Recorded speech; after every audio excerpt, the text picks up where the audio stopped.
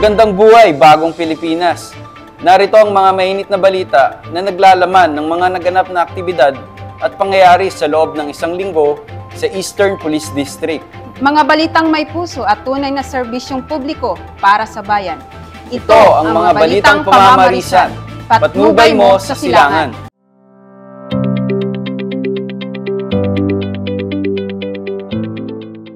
Nagbigay ng seguridad ang mga kapulisan ng Eastern Police District sa pagbisita ng Sekretarya ng Department of Trade and Industry at kalihim ng Department of Agriculture dito sa Mutya ng Pasig. Sa pagbisita ng kalihim ng Department of Agriculture o DAR na si Francisco Kiko Pitiu Laurel at kalihim ng Department of Trade and Industry o DTI na si Maria Cristina A. Roque sa Mutya ng Pasig Mega Market, Barangay Malinaw, Pasig City. Buong higpit naman ang isinagawang seguridad ng mga kapulisan ng Eastern Police District sa pangunguna ni Police Colonel Villamor Q. Tulyao, Acting District Director, kasama ang Command Group, District Staff, iba pang mga opisyalis ng EPD at miyembro ng Pasig City Police Station sa pamumuno ni Police Colonel Hendrix B. Mangaldan, Chief of Police. Ito din ay personal na dinaluhan ni Police Major General Edgar Alan Uukubo, Chief Directorial Staff ng PNP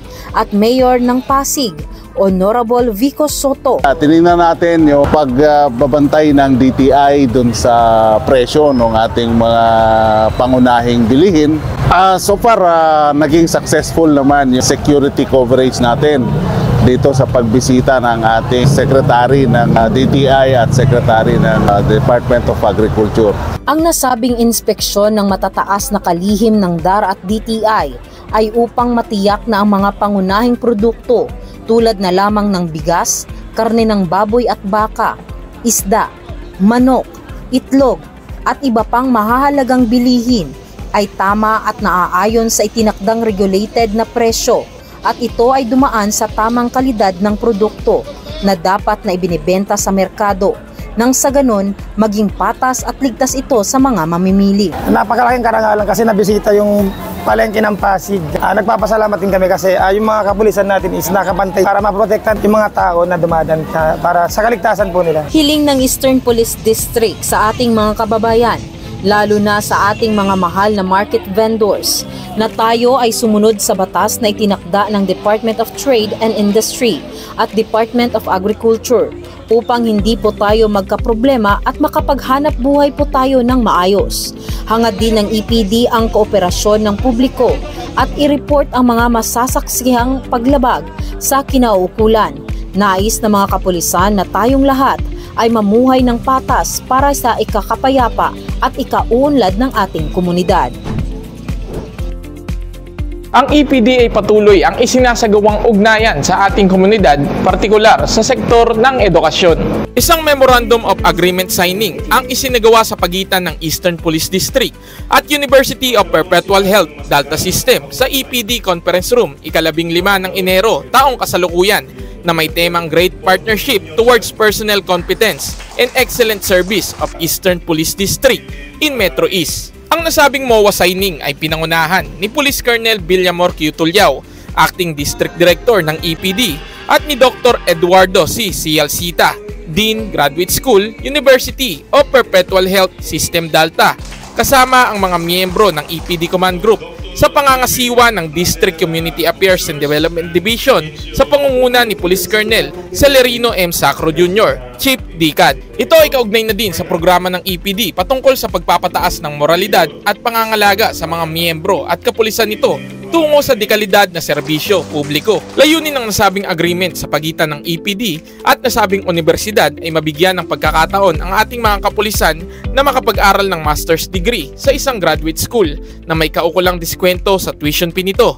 Hangad nito na ang ating mga kapulisan ay magkaroon ng sapat na edukasyon na makakatulong sa pagkakaroon ng karagdagang kaalaman sa kanilang ginagawang pagseserbisyo sa ating mga kababayan. Ang master's degree course na maaaring kunin ng mga kapulisan ng EPD ay Masters in Public Administration, Major in Public Safety and Security, at iba pang kurso na naaayon sa law enforcement function ng ating mga kapulisan. Buong puso ang pasasalamat ng Acting District Director ng EPD sa malaking tulong na binibigay ng nasabing universidad, partikular sa pagpapataas ng moral at antas ng edukasyon ng mga EPD personnel. Nangako naman ng nasabing universidad na sila ay handang sumuporta sa mga layunin at adhikain ng PNP at handa silang tumulong sa ating mga kapulisan sa paraan ng pagbibigay ng career advancement sa mga ito tungo sa isang mapayapa at progresibong komunidad na may kalidad na serbisyo para sa tao.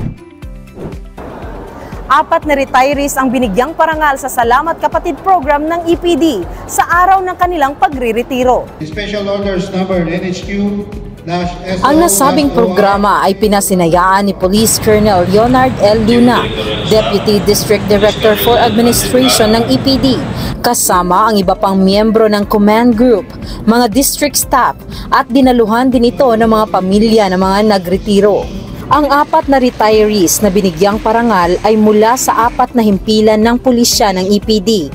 Iginawad din sa kanila ang matatanggap nilang mga benepisyo sa ilang taon nilang pagsiserbisyo at sa karangalang batid, hindi lamang sa Eastern Police District, kundi maging sa buong organisasyon ng PNP. Mainit na mensaheng pasasalamat naman ang iginawad ni Police Executive Master Sergeant Ray J. Hontanilla ng Marikina City Police Station sa karangalang makapaglingkod sa bansa at sa mamamayan bilang alagad ng batas. Kanyang ipinabot ang taus-pusong pasasalamat sa mahigit 25 years niyang pagsiservisyo sa PNP na siyang nagsilbing pangalawa na niyang tahanan at pamilya. Masaya po na nakagraduate po sa pagpupulis. Salamat ako sa PNP organization. May ganitong Salamat Kapatid program. Sa inyong pagre-retiro, ito'y hindi katapusan kundi panimulang yugto ng inyong buhay.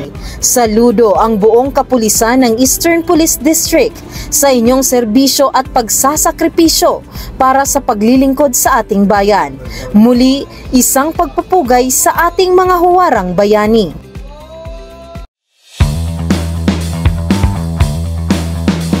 Sa isinagawang manhunt operation ng mga operatiba ng Pasig City Police Station Intelligence Section, kasama ang mga tauhan mula sa NSF-NCR, DID-EPD at mga tauhan ng RMFB 4A 404th A Maneuver Company. Arestado sa bisa ng warrant of arrest na inilabas ng RTC Branch 159 Pasig City ang top 3 most wanted person district level na kinilalang si alias Kuya Vanji, 44 anyos, na residente ng Barangay Pinagbuhatan, Pasig City kung saan ito naaresto. Ang akusado ay may kasong 2 counts of statutory rape.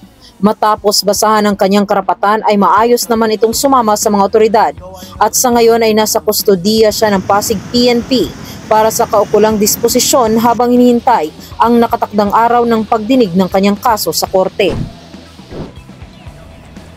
Hindi na nakapalagpa ang top 4 most wanted person district level na kinilalang si alias Anthony, 24 anyos, at residente ng Barangay 11, San Juan City.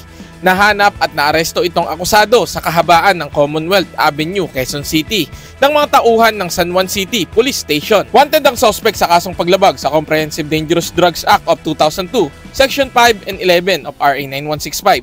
Naaresto ang suspect sa bisa ng warrant of arrest na inilabas ng RTC Branch 68, Pasig City. Matapos ihain sa suspect ang warrant of arrest at basahan ng kanyang karapatan ay maayos naman itong sumama sa mga otoridad. Sa ngayon ay nasa kustodiya siya ng San Juan PNP para sa kaukulang disposisyon.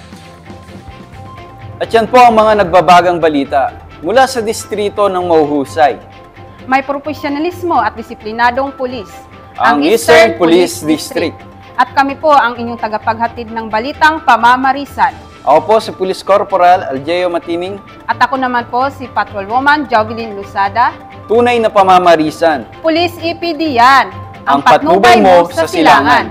Dahil sa bagong Pilipinas, ang gusto ng pulis, ligtas ka!